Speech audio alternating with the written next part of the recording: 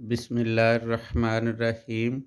Ninth class. आज हमने unit number 12 का फर्स्ट थ्योरम करना है।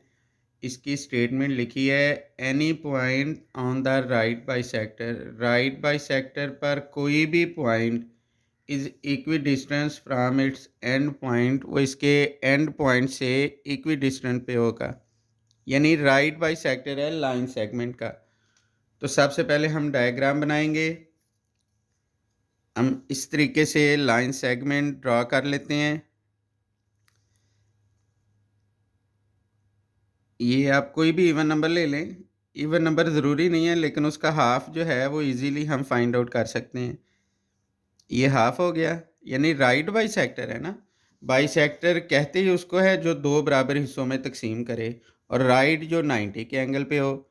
ये हमने बाइसेक्ट कर दिया और ये अब इसका राइट बनाने लगे हैं, तो ये बन जाएगा राइट बाइसेक्टर। ये इसका राइट बाइसेक्टर बन गया।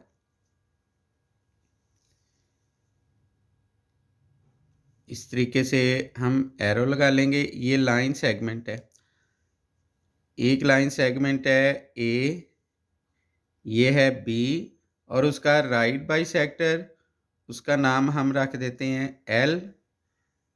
ये हो गया एम। ये राइट बाइसेक्टर है एल एम। वो लाइन सेगमेंट ए बी को पॉइंट सी पे कट कर रहा है। राइट बाइसेक्टर है, इसका मतलब है ये भी 90 का एंगल है इस तरफ जो बन रहा है, और ये भी 90 का एंगल है। ये जो इस तरह बॉक्स सा बना देते हैं, ये 90 के एंगल को जाहिर करते हैं। अब हमने क्या प्रूव करना है, any point on the right bisector पर कोई भी पॉइंट। ये पॉइंट हम एक लेट कर लेते हैं, ये पॉइंट है पी। हमने ये साबित करना है कि ये जो पी पॉइंट है is equi distance from its and point, ये एंड पॉइंट से इक्वी डिस्टेंट होगा। अब इसमें देखें, इससे पहले वाला जो पोर्शन है स्टेटमेंट का ये गिवन है, और जो इसके बाद है वो हमने प्रूव करना है। तो जो गिवन है हमारे पास वो हम लिख लेंगे, इधर हम लिख लेंगे गिवन। गिवन क्या है हमारे पास, एक लाइन है एल एम, इधर हम लिख देंगे a line L M.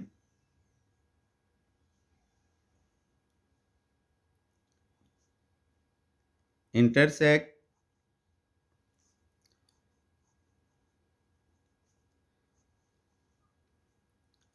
The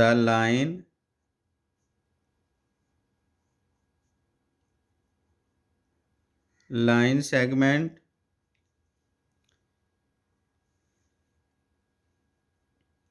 A B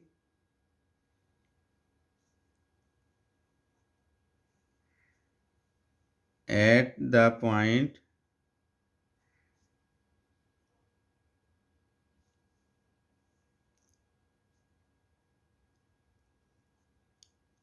the point C। यानी ये जो लाइन है एल एम वो ए बी को पॉइंट सी पे कट कर रही है। अब क्योंकि ये बाइसेक्टर है तो लाइन सेगमेंट को दो हिस्सों में तकसीम कर दिया। जितना फासला ए से लेके सी तक है उतना ही फासला बी से लेकर सी तक है। तो इधर हम लिख देंगे सच दैट जबकि एल एम है, लाइन एल एम ये राइट बाइसेक्टर की अलामत है, उल्टा टी ये राइट बाइसेक्टर की अलामत है। एल एम ये राइट बाइसेक्टर है ए बी पर, और ए सी ये कंकरेंट है बी सी पर, और ये हमारे पास पॉइंट पी है। ये पी जो है वो एल एम पर कोई सा भी पॉइंट है, तो इधर लिख देंगे P is a point on L M. ये एल एम पर कोई सा भी पॉइंट है। तो हमने उसके बाद हम लिखते होते हैं टू प्रूव। टू गिवन के बाद जो थ्योरम का हिस्सा आता है टू प्रूव, इसका मतलब होता है कि हमने वो चीज़ लिखनी है जो प्रूव करनी है। तो इधर हम लिख देंगे टू प्रूव। अब यहाँ इसके बाद वाला जो है वो टू प्रूव है। Equi distance from and point, यानी पॉइंट पी जो है वो इनके एंड पॉइंट से, ए और बी लाइन सेगमेंट का एंड पॉइंट है। तो हमने ये साबित करना है कि जितना फासला पी से लेकर ए तक का होगा उतना ही फासला पी से लेकर बी तक का होगा। यानी इधर हम लिख देंगे P A congruent to P B, ये हमने साबित करना है। थ्योरम में टू प्रूफ से जो एक्स्ट्रा हिस्सा होता है उसको हम कंस्ट्रक्शन कहते हैं। Extra part of the theorem is called construction. तो इधर हम कंस्ट्रक्शन लिख देंगे। अब कंस्ट्रक्शन क्यों करनी है ये भी पता लग जाता है आपको। अब देखें हम क्या करते हैं, इस पॉइंट P को A से भी मिला देते हैं और B से भी। कंस्ट्रक्शन ज़्यादातर ये डॉट लाइन से करते हैं। ये डॉट लाइन से हमने इनको ज्वाइन कर दिया, ये पता लग जाएगा ये कंस्ट्रक्शन है, ये थ्योरम का एक्स्ट्रा हिस्सा है।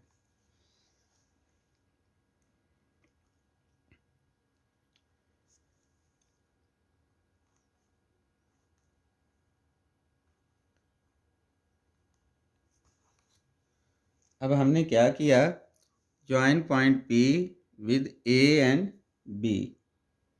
इधर हम लिख देंगे construction join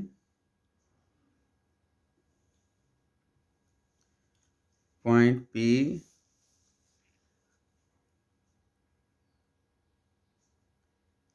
with A and B। हमने पॉइंट P को A और B से मिला दिया। उसके बाद थ्योरम का सबसे इम्पोर्टेंट पार्ट हम सॉल्व करेंगे, वो है प्रूफ। ये थ्योरम का सबसे इम्पोर्टेंट पार्ट होता है। अब हम इसको प्रूव करेंगे। अब इसमें हम दो ट्राइंगल जो बनी है A C P B C P, इन दोनों में करेस्पॉन्डिंग कर लेंगे, देखेंगे ये ट्राइंगल इक्वल हैं या नहीं। तो कंस्ट्रक्शन आपको बताया था, ये एक्स्ट्रा पार्ट होता है, ये हमने इसलिए बनाया ताकि ये दोनों ट्राइंगल बन जाए। अब देखें इस ट्राइंगल में जो ए सी है, ए सी इस ट्राइंगल के बी सी के कंग्रेंट है, यानी ए सी कंग्रेंट है बी सी के। ये गिवन हो गया क्योंकि ये राइट बाइसेक्टर है, राइट ये हो गया, ये बाइसेक्टर हो गया। तो गिवन है तो एक हम इधर लाइन लगा देंगे, एक इधर, इस तरह ये पता चलेगा एक तो ये गिवन है, दूसरा ये दोनों इक्वल हैं। तो इधर हम लिख लेंगे गिवन, यानी ए सी बी सी के कंग्रेंट है। इधर हमने लिख दिया गिवन। उसके बाद अब इधर देखें ये 90 का एंगल, ये हमारे पास गिवन है कि पी सी जो है वो ए बी का राइट बाइसेक्टर है, यानी ये 90 का एंगल बना रहा है। इसका मतलब है ये भी 90 का एंगल हो जाएगा, ये भी 90 का एंगल हो जाएगा। तो इधर हम लिख लेंगे angle A C P congruent है एंगल पी सी पी के। तो इधर हम लिख लेंगे गिवन पी सी, ये राइट बाइसेक्टर है ए बी पर। राइट बाइसेक्टर हमेशा 90 का एंगल बनाता है। तो पी सी राइट बाइसेक्टर है ए बी के।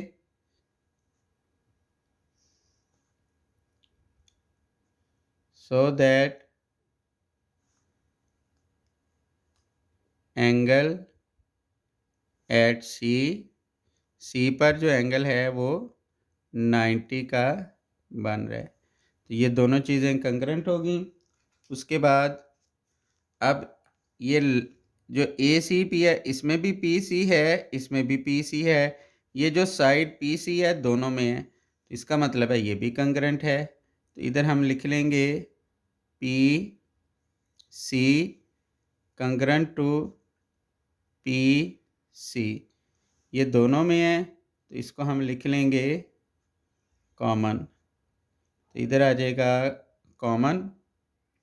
अब देखें, जब भी हम दो ट्राइंगल को कंपेयर करें, उनमें से कोई से 3 साइड्स या एंगल इक्वल आ जाए, यानी 3 चीज़ें बराबर होनी चाहिए। वो तीनों एंगल भी एक दूसरे के इक्वल हो सकते हैं, एक एंगल 2 साइड भी इक्वल हो सकती है, और 2 एंगल एक साइड भी इक्वल हो सकते हैं, यानी कोई से 3 जो है वो इक्वल होनी चाहिए। अब इसमें देखें, ये 2 साइड और एक एंगल इक्वल हो गया, तो इसका मतलब है ये ट्राइंगल कंग्रेंट है। तो इधर हम लिख लेंगे देयरफॉर ट्राइंगल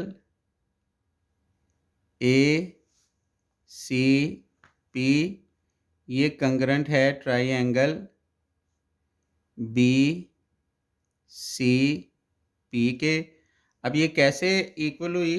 अब इसमें देखें, इसमें साइड ये एंगल है, ये साइड है, तो इधर हम लिख लेंगे side angle side congruent side angle side, यानी इस ट्राइंगल की साइड एंगल साइड इस ट्राइंगल की साइड एंगल साइड के इक्वल है।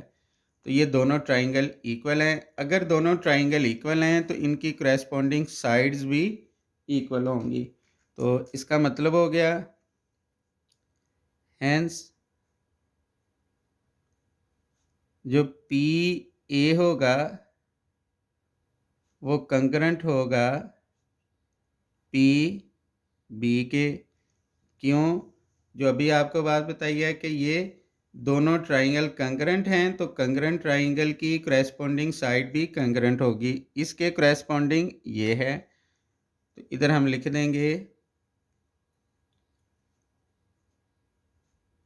Corresponding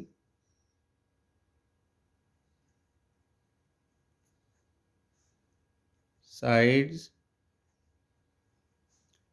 of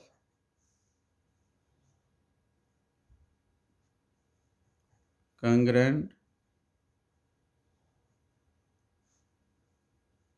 triangles. ये कंग्रेंट ट्राइंगल्स की करेस्पॉन्डिंग साइड्स हैं।